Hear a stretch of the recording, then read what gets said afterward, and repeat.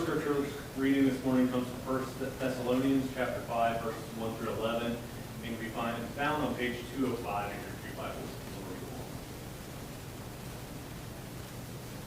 Now concerning the times and the seasons, brothers and sisters, you do not need to have anything written to you, for you yourselves know very well that the day of the Lord will come like a thief in the night.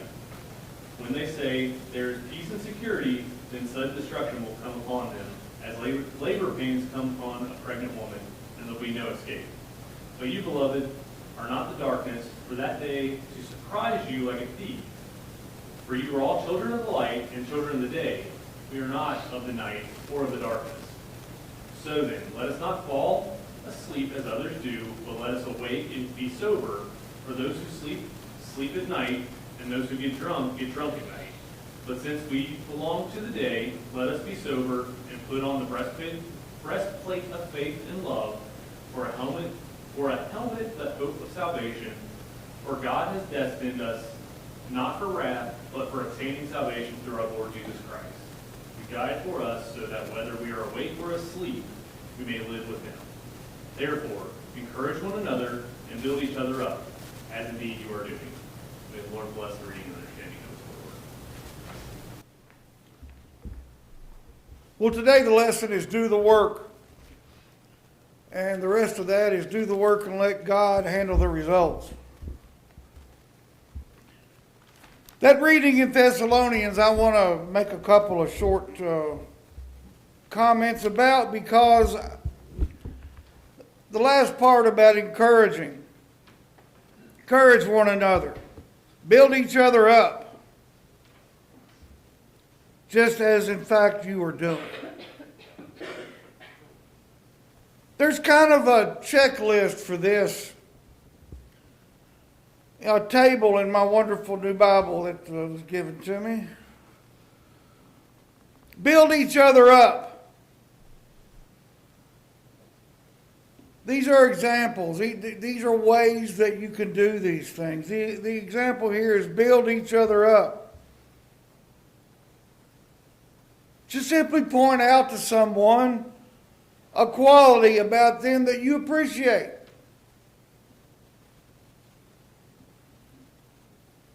Acknowledge your leaders. Look for ways to cooperate with those in authority. Hold leaders in high regard. Hold back from making critical comments about those in positions of responsibility. Instead, thank them for their efforts. Live in peace. Search for anything, any way to get along with others. Warn the idle. Challenge someone to join you in a project. I like that one. Challenge somebody. Say, hey, I need help. You any good with a screwdriver or a nail gun or anything? Encourage the disheartened. Remind those who are disheartened of God's promises. Spread the word. Help the weak. Support those who are weak by loving them and praying for them. Be patient. Think of a situation that tries your patience. Plan how you can stay calm ahead of time. Preparation. Resist revenge. Instead of planning to get even with those who mistreat you, do good to them. These are all kind of fun, actually. Rejoice always. Remember that even in the midst of turmoil, God is in control. Pray continually. God is always with you. Talk to him. Give thanks. Make a list of all the gifts God has given you and thank him for each one. Do not quench the Spirit. Cooperate with the Spirit next time it prompts you to participate in a Christian meeting. Speak up. Do not treat prophecies with contempt. Receive God's words for those who speak for him. Reject every kind of evil. Avoid situations where you will be drawn into temptation. And last, count on God's constant help. Realize that the Christian life is to be lived not in our own strength, but through God's power. I think that's a real nice little checklist of things to do. It's even a good morning session of devotion to think about those things. I like those. I just wanted to share those with you as part of that Thessalonians. Our gospel scripture today comes from Matthew. It's Matthew 25, 14 through 30. This is the parable of the loaned money.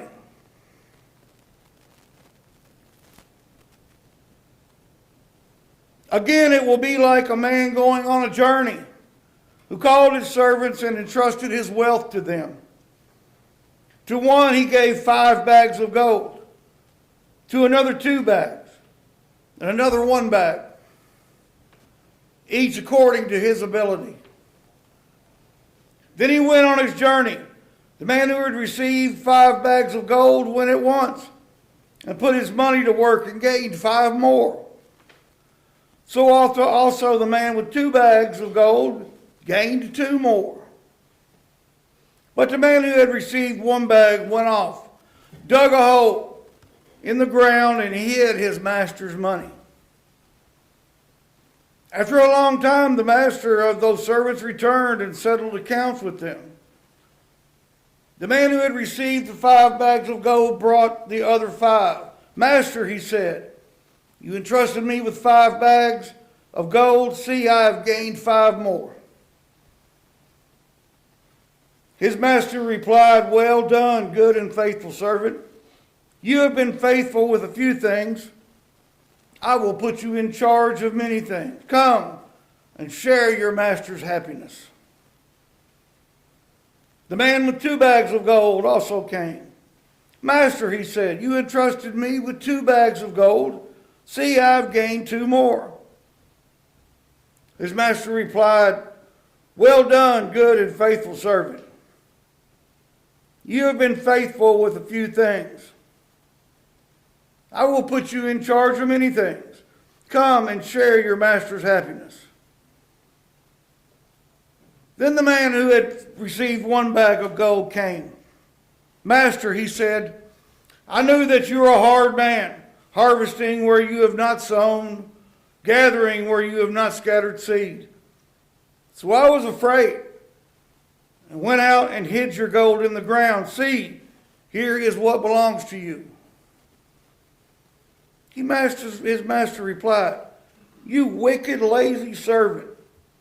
So you knew that I harvest where I have not sown and gather where I have not gathered seed? Well, then you should have put my money on deposit with the bankers, so that when I returned, I would have received it back with interest. So take the bag of gold from him. Give it to the one who has 10 bags, for whoever has will be given more. They will have abundance. Whoever does not have, even what they have will be taken from them. And throw that worthless servant outside into the darkness, where there will be weeping and gnashing of teeth.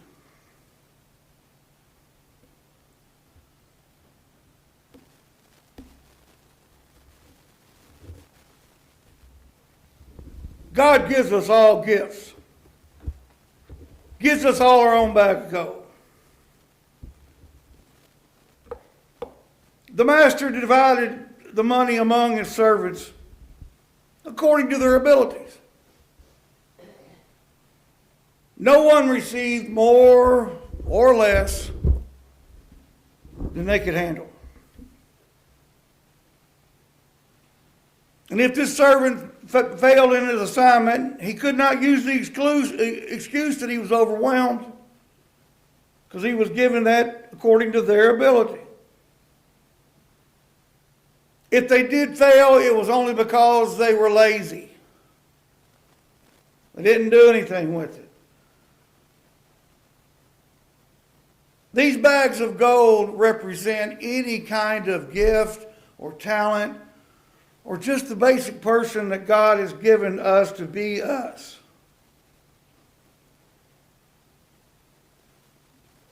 God gives us time.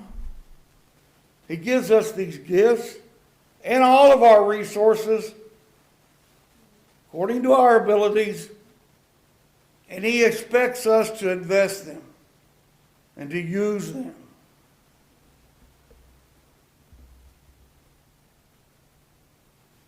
We are responsible for using well what God has given us. The issue is not how much we have, but how well we use what we have.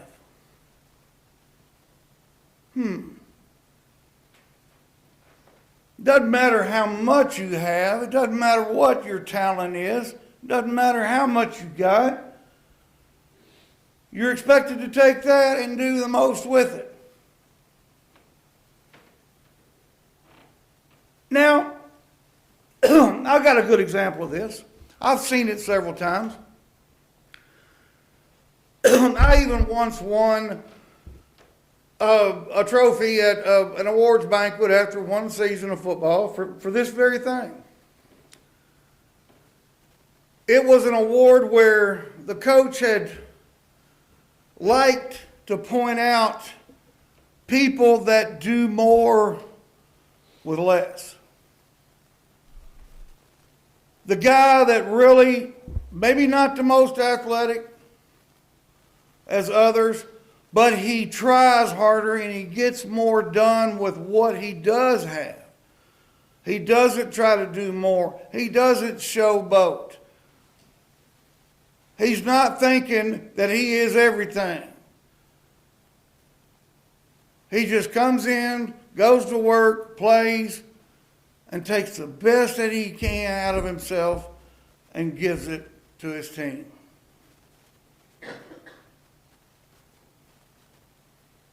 I felt pretty good about that one, about getting that trophy. I wasn't the most athletic, but I loved it more than most. And God gave me a couple of things He didn't give a few other people: height and weight. And I used them. It is our responsibility to take what is given to us and use. Jesus is going to return. We know that's true. Jesus is going to return, and if He doesn't return before we go, He's going to be there with us. We know that. So do we have to quit our jobs to serve God? Do we have to change everything?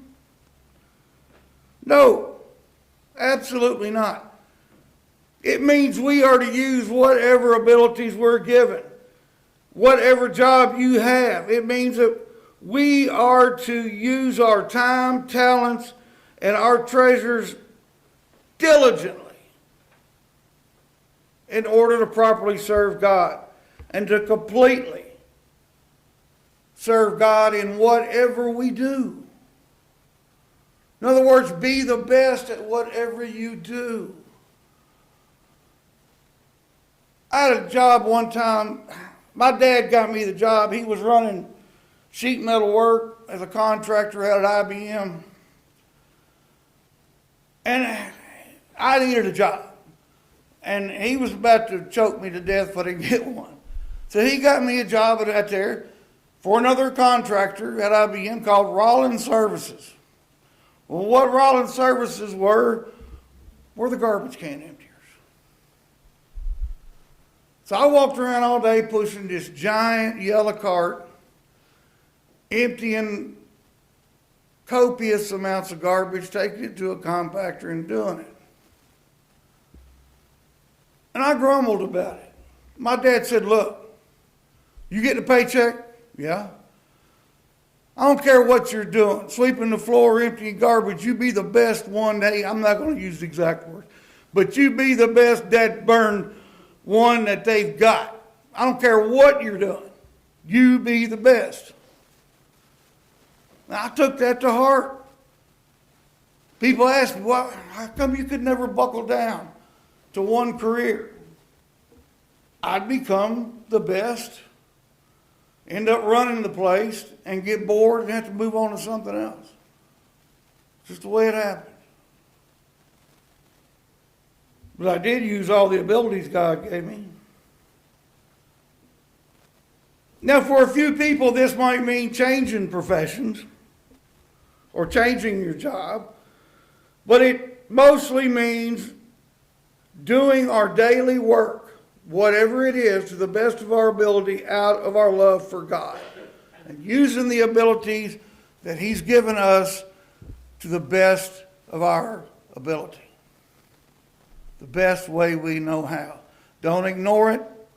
Don't put it on the back burner. If your ability to serve God requires you to do something different, then do something different. But if your ability to what you're doing in your everyday life and job is what was given, then you do that wholeheartedly. Now, I've got a great example of just that, of the rewards of taking your abilities and sharing it with people. It's not me, but it is my sister and brother-in-law, Cheryl and Steve, out in Oklahoma. They grew up in Lexington. We were all just, lower middle class. We got along okay. Daddy took good care of us. His parents took good care of him. They fell in love and pretty early, pretty young, got married. And then shortly thereafter had their first kid. So here's these people between 18 and 20 married with their first kid. Of course, the families jumped in and loved on them and took care of them. And they worked hard. They didn't sit around. They worked very hard. Cheryl got her beautician's degree. Used to cut my hair. Steve, middle of Vietnam, Steve joined the Air Force. Got out of it. Learned some really valuable technical information while he was in there. Used his GI Bill to go back to school. Got his accounting degree. Got his marketing degree. Got a job with Armco Steel before they left Ashland. Lower level, executive job, but lower level. Just working his way up. They've not missed a Sunday at church. And they don't just go. I think I mentioned to you before, my sister is now the education director at their church in Oklahoma. Steve has taught Sunday school classes for 30 years. They are active. They take kids to summer camps. They work in that church all the time. She does the vacation Bible school. She's going to try to send us some stuff to help us out. Because they're big. They're mega. But they work at it. They don't brag about it. They do the work. And God's taking care of them. Because along the way, Armco gets bought out by Sheffield. He becomes an executive with Sheffield. Then a Japanese company buys up all the steel industries in the area. And they're going to close Sheffield because it's not making them enough money. You've got an entire town dependent on it. So Steve worked hard. He became CEO right before they shut down. And he orchestrated an employee buyout. And to this day, that factory's up there making fence posts just like they always did. Company owned, company run. He retired, stepped down, and gave it to him. Didn't ask for anything, no bragging, but he did the work. God takes care of him. They are very wealthy people, but you'd never know it. And I love that about them. They do the work. They did the work. You can be rewarded. You can be successful. You can have all the success in the world, but it's what you do with it. And they're doing great things with it.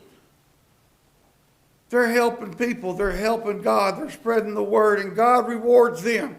They are the epitome of some that have a lot will be given more. Because they've used their abilities for God. They do it every single day.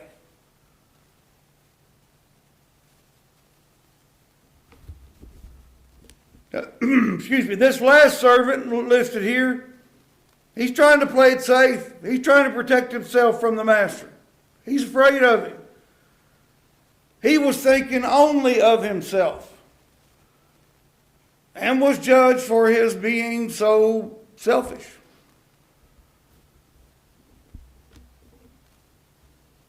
We must not make excuses to avoid doing what God calls us to do. We can tend to make excuses when we feel like the Spirit has called us. If God truly is our master, we must obey him, and obey him willingly.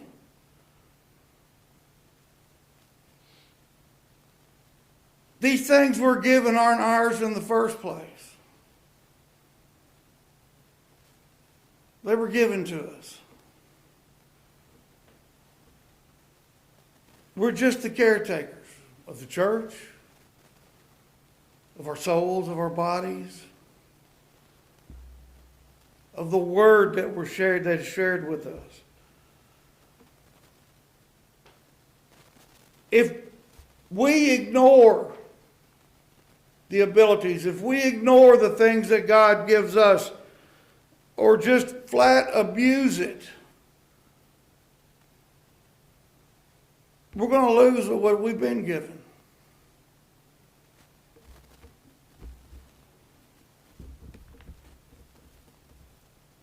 This parable talks about the consequences of two kinds of people. The person that diligently prepares, remember we talked about preparation last week with the wedding and the lamp oils. The one who prepares by investing, by using his or her time and talents to serve God. And they will be rewarded. But the person that just got no heart for it. The one that knows they've got the talents and the abilities, but they won't use them for the right purpose. They're going to be punished. They should be. They shouldn't be treated equal. How can they expect to be treated the same as those that actually use their talents? So whatever you have, whatever you do, everyday life, I can't say this anymore. Life is every day. Christianity is every day. This is not a magic wand. This is not something that we have to do certain things to attain. We just have to be who we are and do that with every fiber of our being, thinking of Jesus. Thinking of what can be done to help. We talk about all the addiction. I heard this morning horrible stories about people having to get Narcan 3 or 4 times, and just to keep them going, and they do it again. Whatever talent they've got, they're abusing. They're not using it. When I'm coaching football and I'm doing the weight room at the school, I think I do it for this. I do it for God. I do it for them. Maybe there's something in what I do that will keep one kid from sticking that needle in their arm. I can't beg them, but we can show them. We can love them. We can be there because it's everyday stuff. It's the guy that works on your car. It's the letter carrier. They're doing their thing. If they're doing their thing to the best of their ability, using what God has given them, they will be rewarded. Not by us, not by the post office, not by whoever they work for. Just like my brother and sister-in-law, they will be taken care of as a reward because they've taken care of so many others. They've paid for kids to go to school out there. They've paid college's tuition for kids that aren't even theirs because nobody else could do it. And they're rewarded for it. They didn't ask for the reward. God knew it and gave it. And this goes back to the Thessalonians thing about the encouragement. And I want to end the way Paul ended that. Encourage each other. Use your abilities. Just like you do. Just like you do. Bless you.